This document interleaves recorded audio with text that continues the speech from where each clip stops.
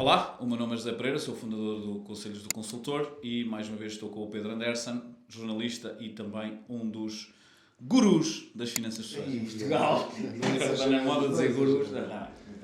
Temos que puxar para a coisa, não é? E neste podcast, que dos 10 que temos estado a fazer, para quem já está a ver desde o início, para quem não está, recomendo que vejam os outros 5 para trás. Hoje vamos falar sobre como definir estratégias de investimento. Falar sobre as nossas estratégias e como é que nós as definimos e, de alguma forma, adequar a cada uma das estratégias os produtos. Pedro, diz-me uma coisa, a tua estratégia de investimento foi uma estratégia que tu definiste numa determinada altura e que tem sido estanque ou foi evoluindo? E fala-nos um pouco sobre a tua estratégia e como é que os produtos financeiros estão adequados, neste caso, qual é a percentagem mais ou menos que tens de cada produto, seja ele de capital garantido ou não.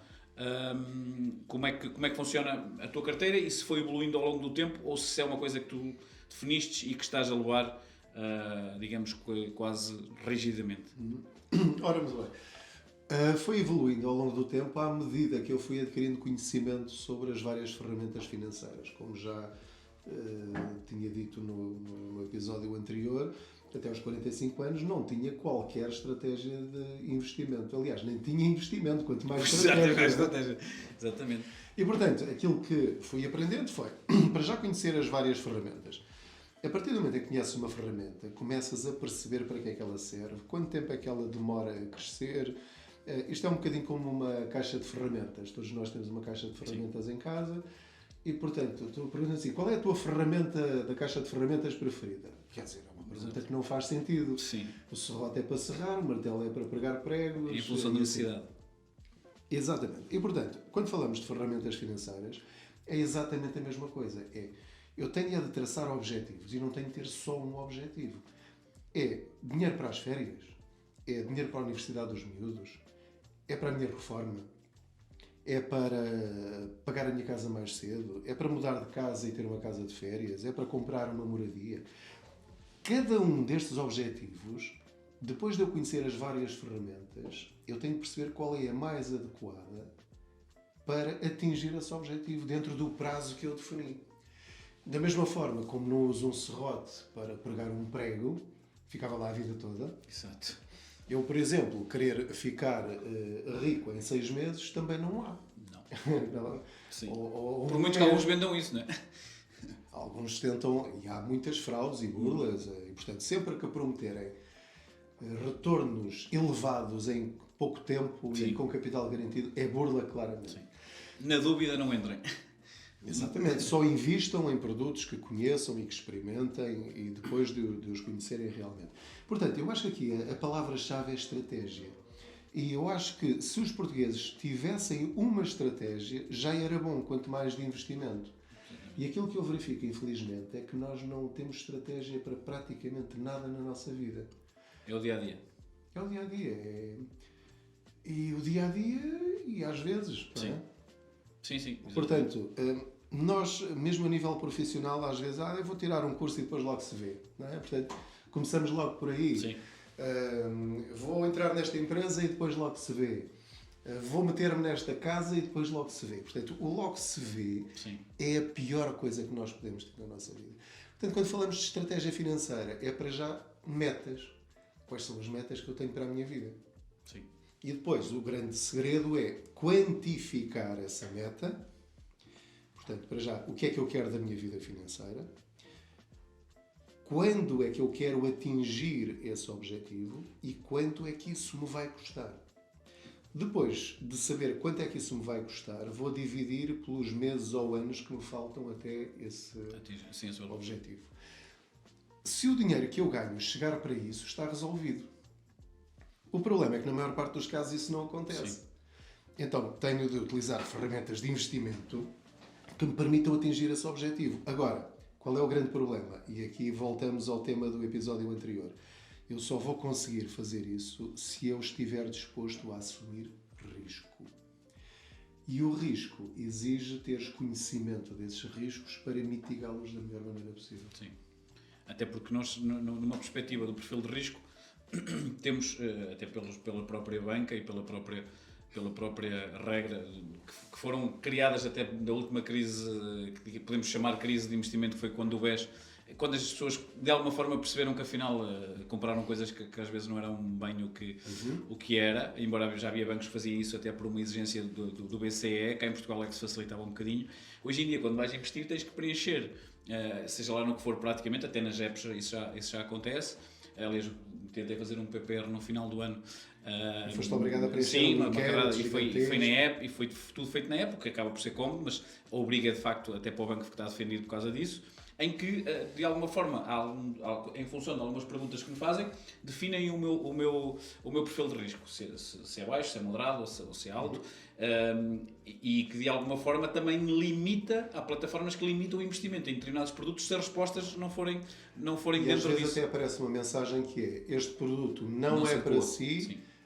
Se desejar avançar, clique aqui em que assume a responsabilidade por isso, até para os bancos se protegerem nesse sentido. Sim, exatamente. É mais por isso, sem dúvida nenhuma. Portanto, é quase mais uma proteção para eles do que propriamente para nós, porque senão eles nem te permitem avançar. Não é? Eles acabam por ver. Você fica quase quando vais fazer um desporto qualquer, se assina aqui, se o avião cair, o problema é seu. Exatamente. Exatamente. Assume a responsabilidade. Portanto, em cima disto, começamos aqui logo com esta situação de perceber qual é o meu perfil de risco, se eu só estou disposto a produtos de capital garantido, se estou disposto a ir um bocadinho mais além, ou se então, até porque tu falavas já no episódio anterior, a questão de querer chegar aos 7%, e é óbvio que não pode ser com um perfil baixo para conseguir esses 7%, não é? Portanto, depois consegues mesclar com os vários produtos que tens, uns que têm risco, ou que praticamente não têm risco, e depois uns têm mais, e uns que são, como as cripto, que acabam por ser. Estamos a falar, quando falas do perfil baixo ou o perfil conservador,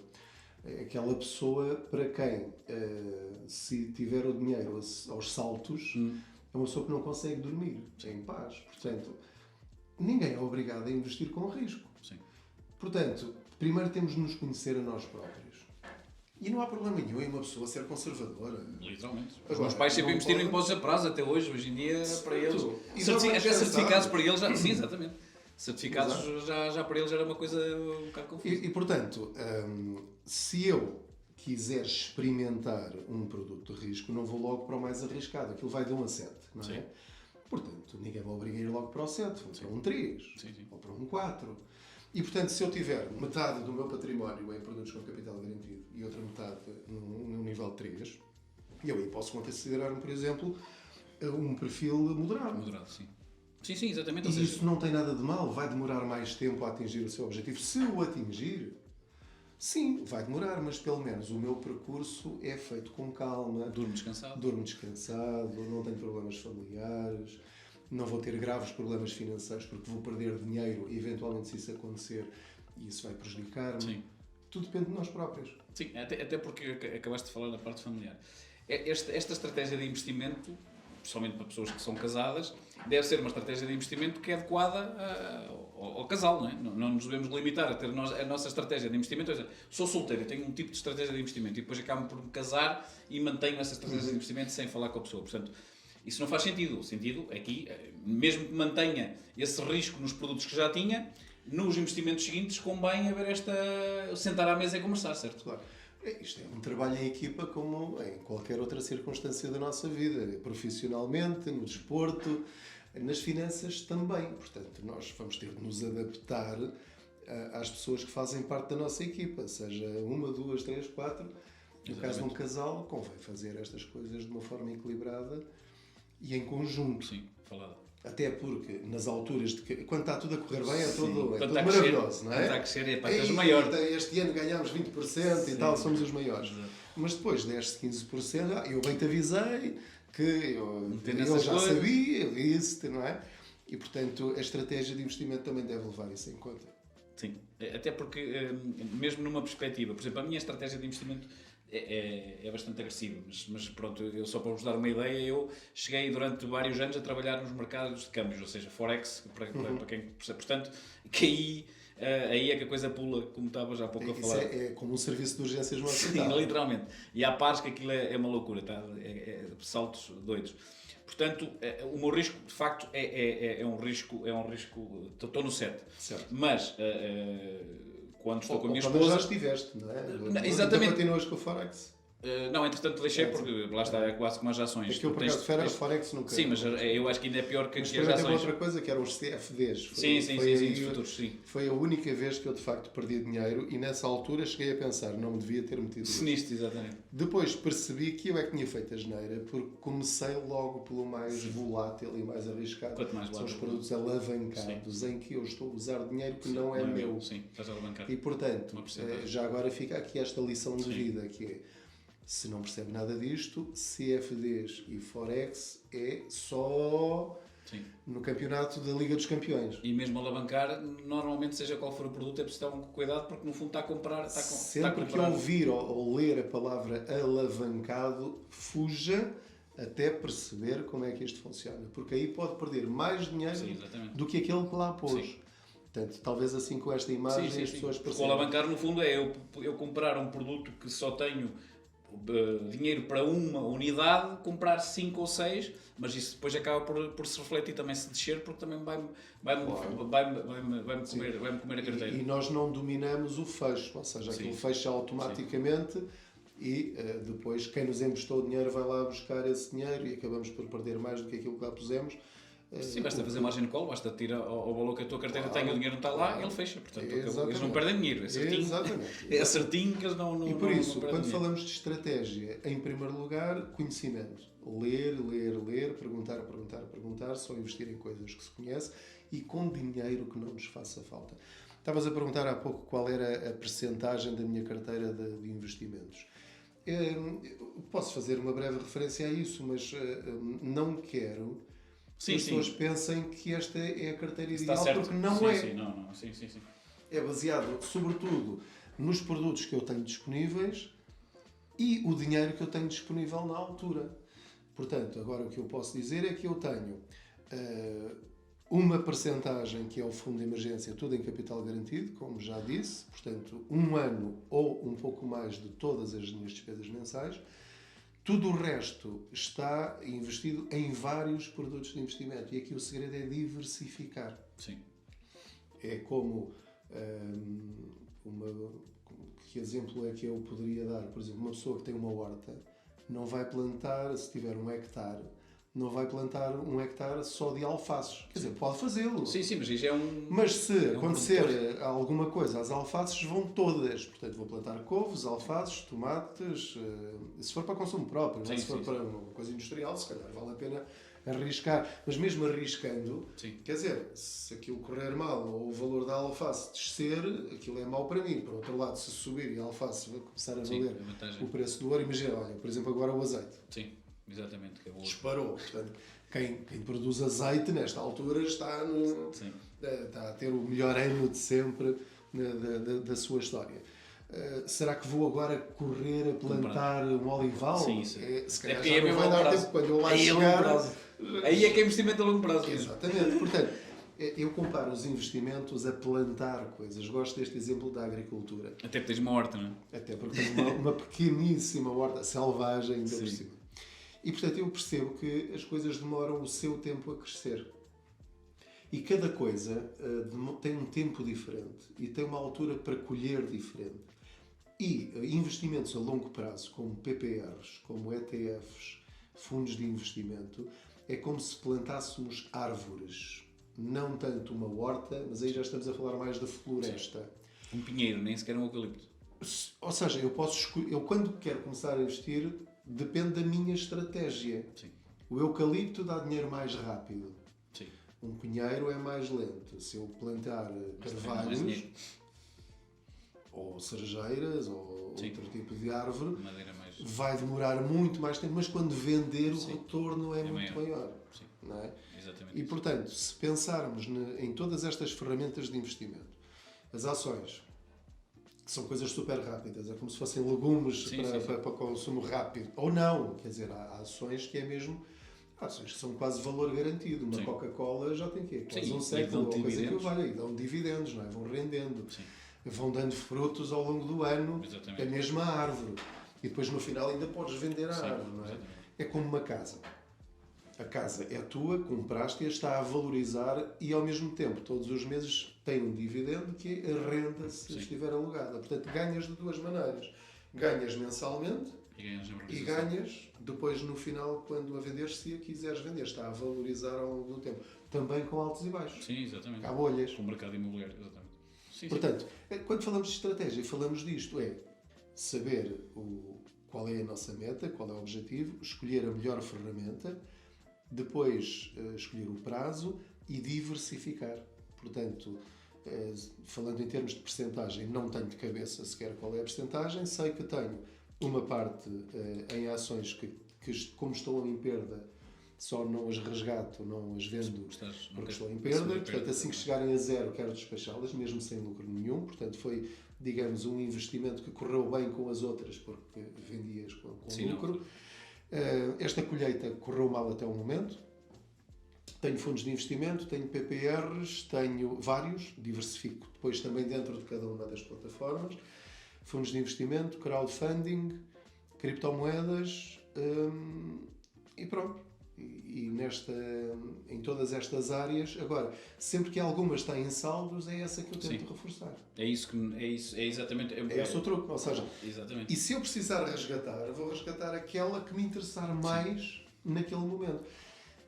O grande poder do consumidor, quando gera bem as suas finanças pessoais, é poder escolher. Sim, sem dúvida. Porque quando eu não tenho poder de escolha e tenho de resgatar aquilo porque tem de ser, aí não tenho poder de escolha nenhum.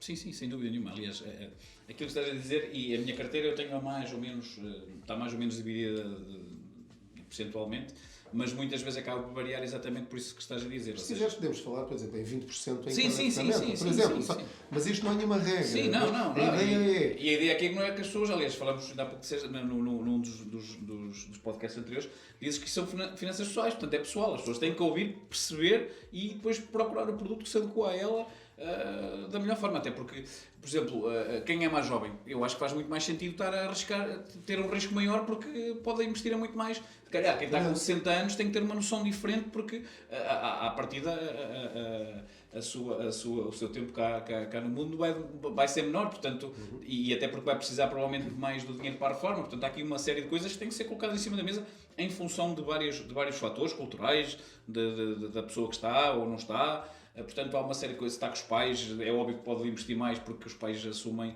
Há uma série de coisas. E eu, de facto, a minha estratégia passa um bocadinho. Está dividida percentualmente em vários produtos que vão variando. Aquilo que me estavas a dizer que é. Às vezes a malta diz-me, está a cair e pá, não sei o que. Isso é espetacular. Se eu tiver dinheiro, eu quero investir. Eu quero investir. Aliás, há um reel que teve muito sucesso no nosso Instagram. Recordas-te da vida daquele miúdo que o pai está sentado no sofá com o filho e a determinada altura há um golo. E então o miúdo celebra, mas era ao contrário da equipa do pai. Então o pai fica chateado e o puto então olha para o pai e acaba por chegar para trás também para fazer como o pai. E eu na altura digo qualquer coisa do género.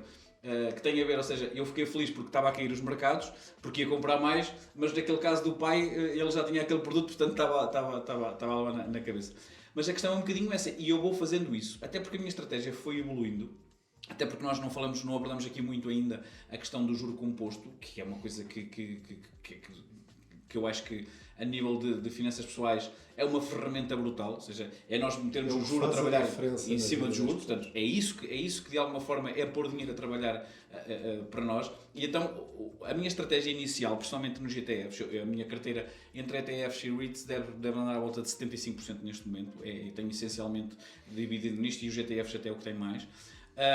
Mas a determinada altura eu tinha, quando as empresas acabam por distribuir dividendos, porque isso acontece, nós recebemos na conta, ou então ou então aquilo é reinvestido no mesmo produto. Portanto, e eu, a determinada altura, até por vários livros que fui lendo e pessoas que ia acompanhando, estava com a estratégia de acumular, ou seja, o juro entrar sempre para...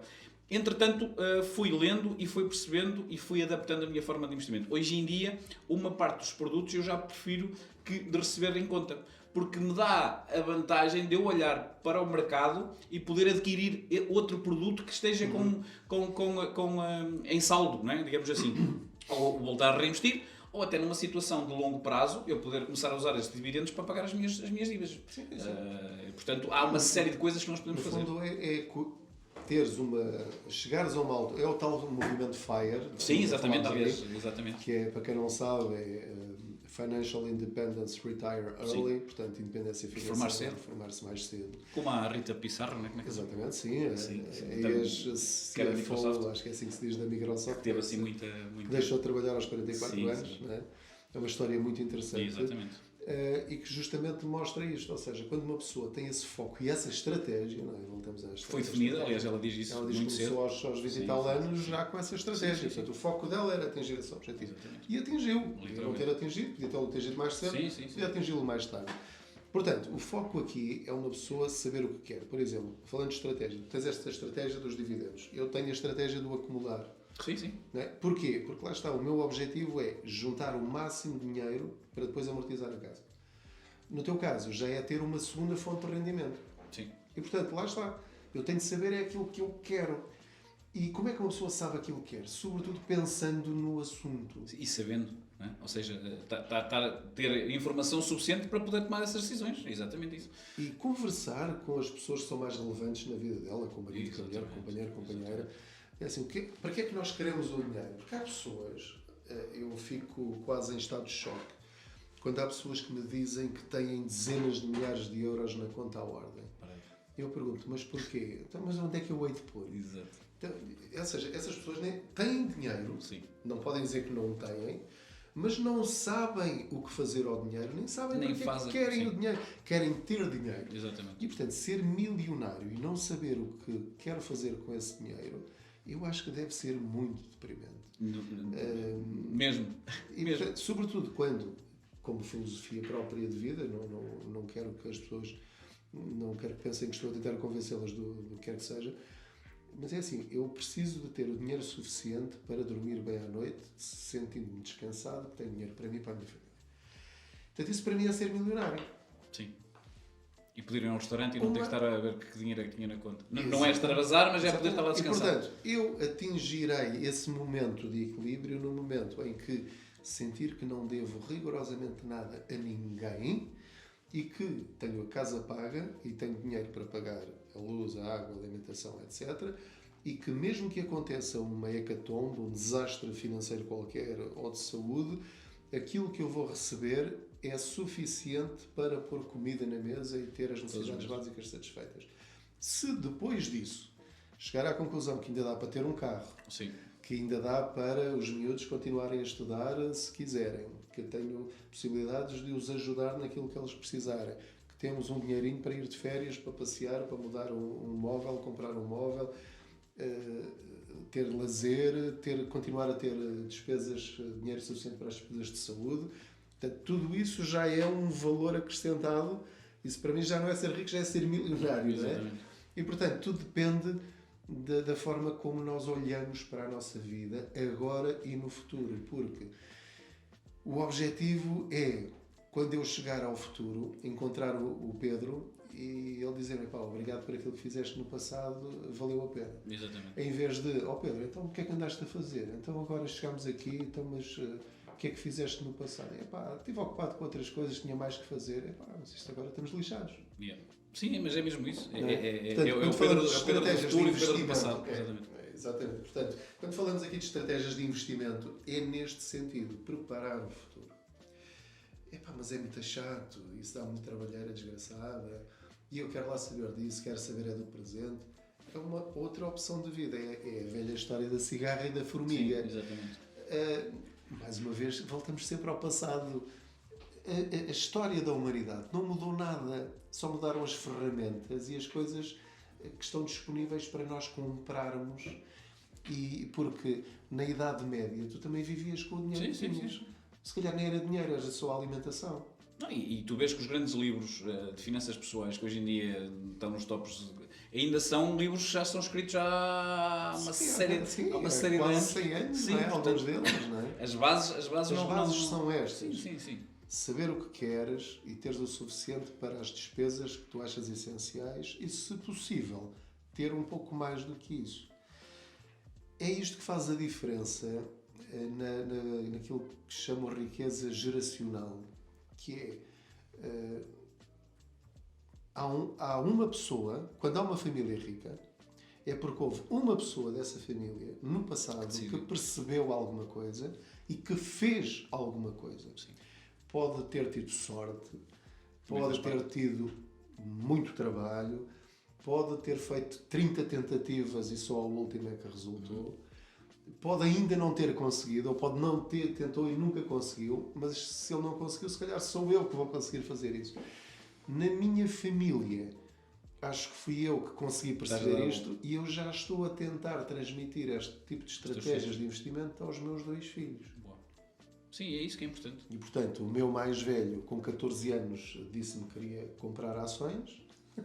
Sim, mas é bom. E, portanto, abri uma conta de giro para a minha mulher, porque ele era menor de idade, e disse, agora pronto, agora tens aqui o teu dinheirinho, agora vais tu comprando. E ele dizia, pai, olha que as ações do Facebook estão aqui em queda, achas que é um bom momento para comprar? Olha, sim, parece bem, compra 2. Ou quantas é que achas que queres comprar? Olha, agora estão a valorizar, ou achas que venda? Pronto, ok, vamos vender. Portanto, agora, para isto acontecer, o pai ou alguém tem de saber fazer. Quer dizer, tanto pode ser o pai a ajudar o filho, como o filho a ajudar o pai. Sim, exatamente. Não é? São gerações. Malta nova que nos estiver a ouvir, e que tenham 20 e poucos anos, e os pais têm 40, 45, quer dizer, os pais ainda têm muito tempo para ganhar dinheiro. Sim.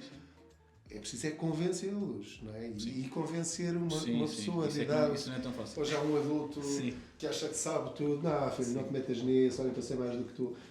Há coisas em que os mais novos já sabem mais que os mais velhos. Sim, até porque a evolução tem sido muito grande. Portanto, os últimos anos têm sido. É preciso saber da forma correta. Não é tudo o que vem no YouTube, não é tudo o que vem no Instagram, é tudo o que vem no TikTok.